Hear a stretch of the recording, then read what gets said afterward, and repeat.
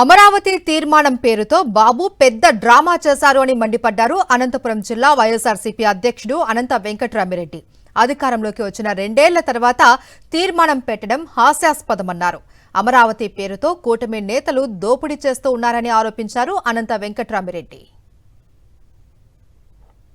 రాజధానికి చట్టబద్ధత పేరిట ఒక తీర్మానం చేయడానికి రెండవ మారు ఆ కూటమి పార్టీలన్నీ చంద్రబాబు నాయకత్వంలో అధికారం వచ్చిన తర్వాత 2 సంవత్సరాల తర్వాత ఒక చట్టబద్ధత చేయడానికి అసెంబ్లీలో పెద్ద డ్రామా, హై డ్రామా కూడా నడిపారు. మీరు నిన్నంతా కూడా కేవలం జగన్ గారిని విమర్శించడానికి, వైఎస్ఆర్ కాంగ్రెస్ పార్టీని తప్పుపట్టడానికి మాత్రమే మీరు పరిమితమైనారు తప్ప ఈ రాష్ట్రం గురించి కానీ ఎక్కడ కానీ మీరు మాట్లాడలేదు.